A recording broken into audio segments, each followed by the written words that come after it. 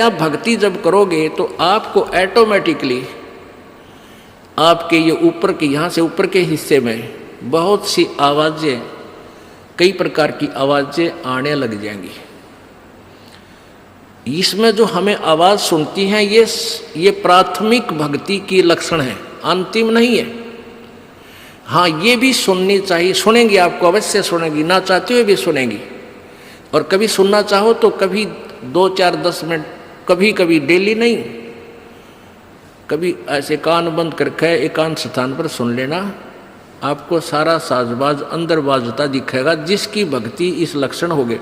कुछ एक को वैसे भी सुनती है जिनके पूर्व जन्म की भक्तियाँ होती हैं और फिर धीरे धीरे उनकी बंद हो जाती हैं, आगे कुछ नहीं सुनती, चाहे वो किसी का नाम जाप ले रखा है। तो वो तो ऐसा सुनना, ये देखना तो ऐसा है जैसे आपने बैंक में कमाई करी की और बैंक में पैसे जमा करा दिए, और उस बैंक की कॉपी ने कभी देखना चाहो तो खोल के देख लो। और ये दूसरे जो पंथ बताए हैं, ये साधना, इनकी नाम गलत हैं और कहते हैं ध्यान लगाओ, मेडिटेशन करो, कान बंद करके, आंख बंद करके, अंदर आवाज़ सुनो, शब्द सुनो। ये कोई फायदा नहीं। अब जैसे धंधा करता नहीं और बैंक में जब पूर्व जन्म की पहले की जो डिपॉजिट है 20-30 हज़ार, उसने रोज देखे जाने, कहाँ 20,000 हैं, और 20,000 में काम तो ना चले, फिर वो निकलवाने भी उसी में तो पड़ेंगे, वो एक दिन जीरो हो जाएंगे। वो तो जैसे आपको ये आभास होंगे किसी भी वस्तु का, जैसे हम हमारी आँखों, आपकी जो भक्ति करते हैं उनकी आँखों के सामने बहुत सी चीज़ें ऐसे चलती दिखाई देंगी। कभी तो ऐसा आभास होगा जैसे कोई मक्खी आ गई, कोई मच्छर जा रहा है, या कोई ऐसी कोई लाइन सी दिखाई देती है। तो ये आपकी भक्ति की कमाई है, प्रतिफल आपको दिख रहा है। और कई एकादा क्या करे हमारे भक्त, एक बहन भगत भाई आया ने बोला जी मैंने तो आँख दिखा ली, मेरी तो आँखों में डिफेक्ट हो गया। वहाँ क्या हो गया कि आगे मेरा काला काला दिखे जाए, नो देखूँ जब भी दिखा, मन तक कई बार डर भी लग जाता है। और डॉक्टर का इसका ऑपरेशन करेंगे, रमा भले आदमी क्यों आँख पड़वावे, ये तेरी भक्ति की कमाई दिखाई दे रही है, तेरी जो बैंक में जमा कराए हैं वो कॉपी में दिखे तेरे को। ये तो भगवान आत्मा ने दिखेंगे बेटा, जिनकी कमाई शुरुआत हो चुकी है। जेता अंजन आंज ये चश्मों में दिखंत न बोला सचमुच में, कहा सचमुच है, फिर खुश हो गया, तेरा गजब भैया। तो ये जो सामने दिखाई देते, घबराना नहीं। बहुत से भ्रमित हो जाते हैं क्योंकि बार बार ये दास नहीं बता पाता आपको। तो प्रत्येक सत्संग में आओगे तो कभी ना कभी हर पहलू पर विचार विमर्श दिया जाता है। तो घबराना नहीं है। ये आपकी आंखों के सामने कोई वस्तु दिखाई देगी, वो आप ही बताओगे, दास बताओगा तो तुम झूठ भी बोल दोगे। तो वो आपकी जितनी कमाई है वो अपने आप बढ़ती जा रही है, उसका लेवल बता रहा है। तो ऐसे अंदर आवाज़ें आएंगी, कई प्रकार की आएंगी, और उनमें से एक न्यारी आवाज़ आएगी, एक मुरली की आवाज़ आएगी। और वो मुरली, वो आवाज़ जो है, जो इसमें पिंड में जो आएगी, वो यहीं तक की है, ये महास्वर्ग तक की है। और जो वास्तविक धुन, वास्तविक जो आवाज़ है, वो इस अंड और पिंड से पार है, वो सतलोक में है। वो वहाँ जाकर आपको वो बात बाहर सुनाई देगी।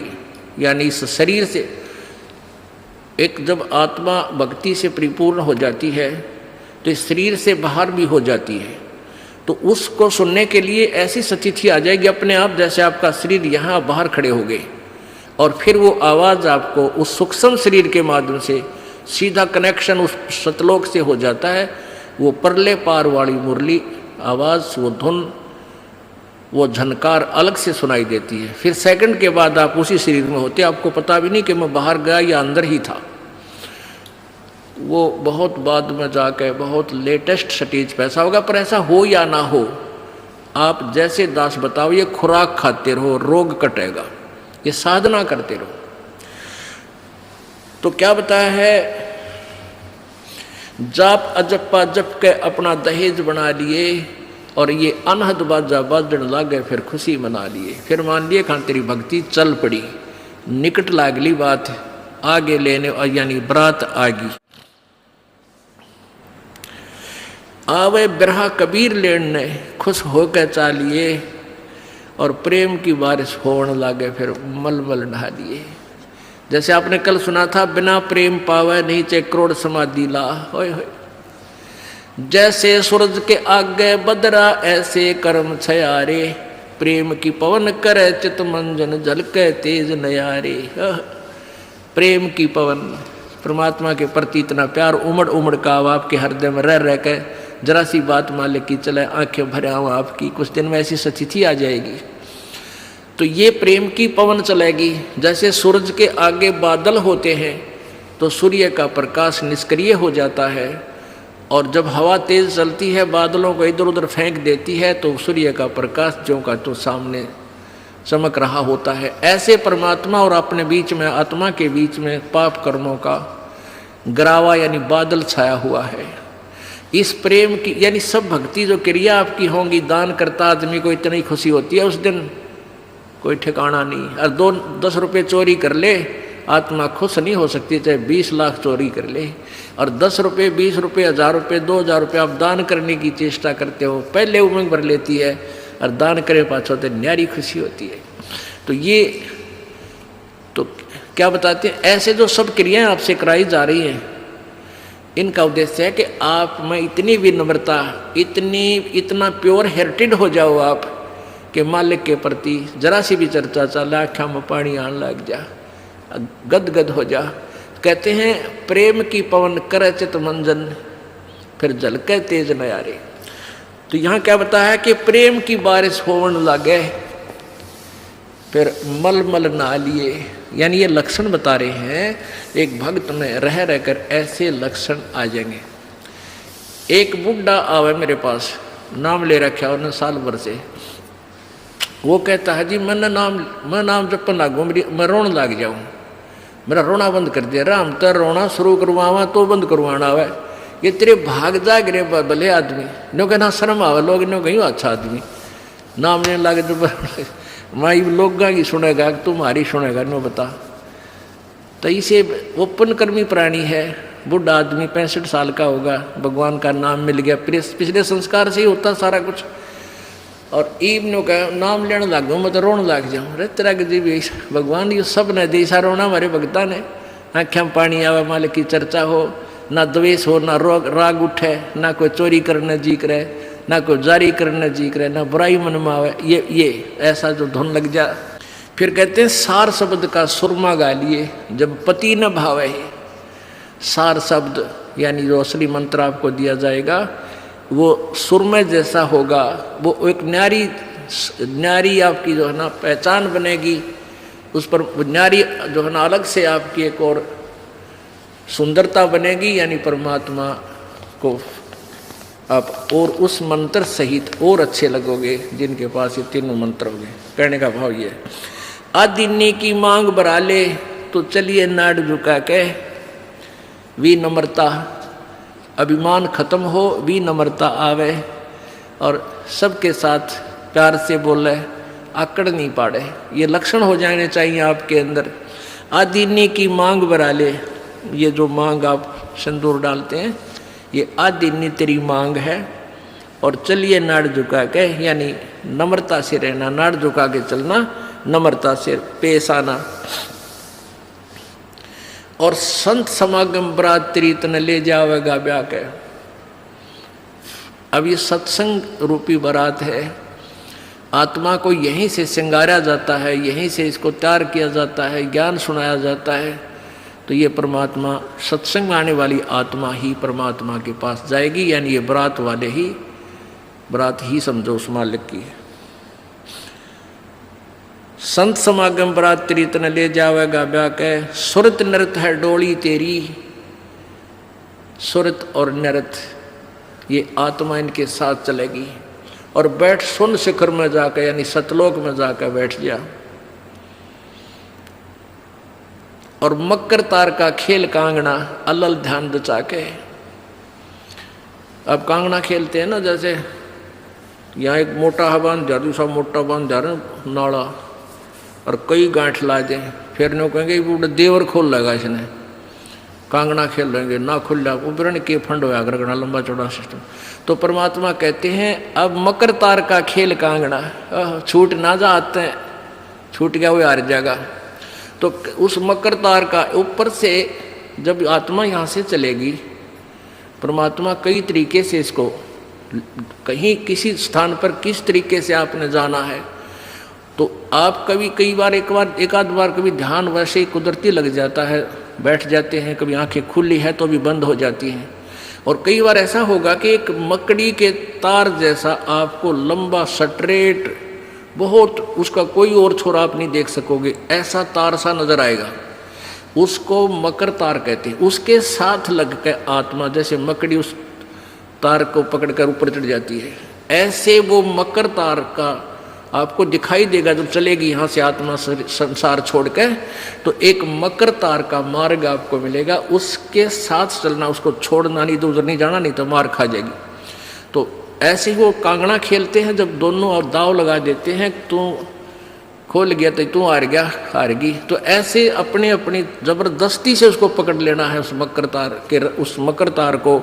मकर तार माने मकड़ी का तार।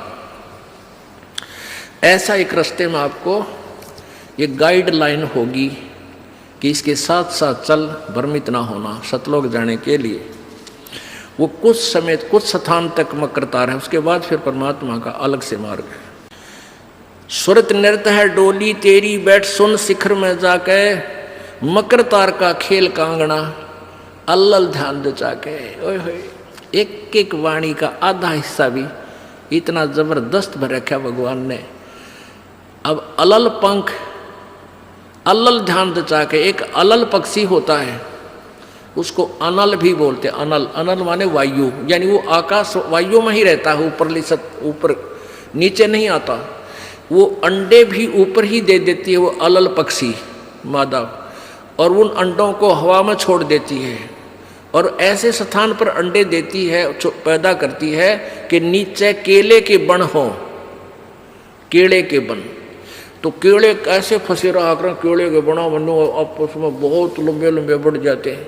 तो वहाँ आकाश से वो अलल पक्षी बहुत लंबा चौड़ा होता है, वो कम से कम भी सैकड़ों फुट लंबा और 50 फुट की चौड़ाई होती है। इतने बड़े बड़े पर होते हैं उसके, बहुत ज़बरदस्त लोहे के तौ की तरह, और पंजे होते हैं जैसे नो चमटिया की तरह, खुर जैसे बहुत ज़बरदस्त नाकुल्ले, बहुत मजबूत, और 4 पैर होते हैं उसके, पक्षी होता। तो वहाँ से अंडे छोड़ देती है भगवान वाला है। अंडे नीचे आते हैं हवा की घर्षण से, वो परवरिश को यानी वो पक जाते हैं, और केले के अच्छे भारा भारा अंडे होते हैं, वो 2-2 दड़ी के, और ऊपर तो 1-1 दड़ी के, 5-5 किलो के, और ऊपर तो आते ही वो केलों के पत्तों पर आकर गिरते हैं। उन केलों को तोड़ते हुए सपीटते नीचे आते हैं। तो केलों पर गिरने से, उन केले पर गिरने से, उन पेड़ों पर, तो उसकी स्पीड कम हो जाती है, और तो केले को तोड़ता हुआ वो आसानी से आकर नीचे पड़ता है, और पड़ के फूट जाता है, उसमें से बच्चा निकल जाता है। वो बच्चा वहाँ फिर उस वन में घूमता है, फिरता है, चारा चरता है, और फिर कुछ दिनों में वो उड़ने लग जाता है, यानी परिपक्व हो जाता है, वो प्रफुल्लित हो जाता है, और वो उड़ उड़ कर देखता है, काफ़ी दूर तक उड़ता है, फिर वापस आ जाता है, 1-2 साल तक वही रहता है उस वन में। उन पक्षियों के साथ भी घूमता है, अपने मित्रों के साथ जो दूसरे पक्षी होते हैं, अन्य जीव जंतुओं के साथ भी घूमता है, लेकिन उनमें उसकी मित्रता नहीं रहती है, क्योंकि उसको पता होता है कि मेरे माता पिता ऊपर हैं, यहाँ नहीं है। पुण्यात्मा, ये बहुत ही उत्तम ज्ञान है और छुपा हुआ ज्ञान था, ये तत्व ज्ञान है। इसको समझाने के लिए बहुत से उदाहरण आपके समक्ष पेश करने पड़ते हैं, ताकि आत्मा अपने परमात्मा की तरफ आकर्षित हो जाए। आपने कैसे रहना इस संसार में, ये अलल पंखी के, अलल पक्षी के बच्चों की तरह। अब वो यहाँ आए, यहाँ आसपास उस वन में पक्षी पशुओं के साथ रह रहे हैं, लेकिन उन एक पल भी वहाँ जाने को नहीं बोलते कि एक बार हम उड़न जोगे हो जावा, उसी दिन भाग जावांगे यहाँ से, हम जवान हो जावें तो उसी समय चल पड़ेंगे। तो जब वो युवा हो जाते हैं और खूब उड़ने योग्य हो जाते हैं तो चलते समय कहते हैं 5 हाथियों को वो पक्षी, अलल पक्षी ऐसे लटका, क्योंकि उन केड़ों के वन में हाथी के भी झुंड के झुंड होते हैं, वहाँ होते थे पहले समय में, तब बने ना रहे, तो वहाँ झुंड के झुंड हाथी होते हैं, नो एक दूसरे के सट कर चाला करें सैकड़ों की संख्या में, कई झुंड है। तो वो अलल पक्षी उनके ऊपर झपट्टा मारता है और उसके इतने तेज वो होते हैं 1.5 फुट के पंजे, और उनको ऐसे फंसा लेता है चारों हाथियों को, 4 हाथियों में, 5 और 5वें ने नोक मुंह के साथ, कहते 5 हाथियों को उठाकर वो अलल पक्षी आकाश में चला जाता है अपने माता पिता के पास, और फिर उनका आहार लेकर जाता है, वो आहार उससे उनसे करते हैं। तो अब आप यहाँ आए हो अलल पक्षी की तरह ध्यान रहे, एक पल भी वो पक्षी का बच्चा अपने माता पिता को नहीं बोलता कि मैं यहाँ का नहीं हूँ, मेरे तो ऊपर है माता पिता, और जब मैं यहाँ से जब जाने जोगा हो जाऊंगा 1 मिनट में चल पड़ूंगा। तो आप उस अलल पक्षी के बच्चे की तरह यहाँ अब तैयार हो, अच्छी खुराक खाओ राम नाम की, और मजबूत हो जाओ, और चलते समय इस राम नाम की कमाई लेकर ऊपर चलेंगे। अब कहते हैं अलल ध्यान जचा के वो पक्षी का बच्चा एक पल भी वो यहाँ रह ही नहीं सकता, उसको ये पता होता है, कॉमन सेंस होती है कुदरती, कि मेरे माता पिता वहाँ है, जिस दिन मैं यहाँ से जाने योग्य हो जाऊँगा 1 पल नहीं रहूँ यहाँ पर।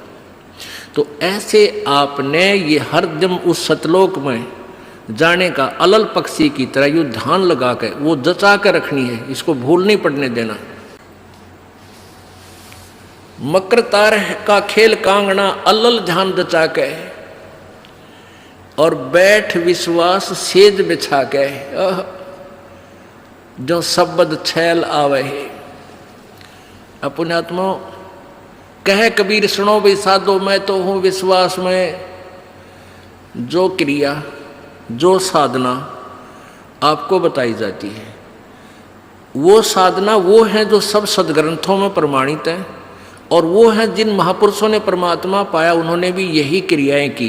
तो आप एक विश्वास रूपी सेज पर, जैसे दुल्हन होती है अपने पति के इंतज़ार में वो बैठ जाती है, तो ऐसे ही कहते तू अपना विश्वास रूपी सेज बिछा के इंतजार कर उस परम पिता के आने की।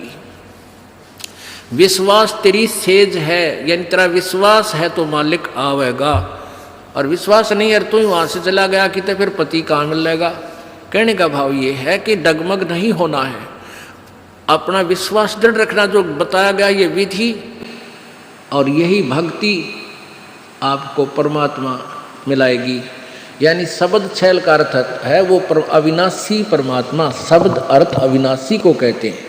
अविनाशी परमेश्वर तेरा पति तुझे वहाँ लेने आएगा, और इस प्रकार हम परमात्मा पाएंगे। बोलो सतगुरुदेव।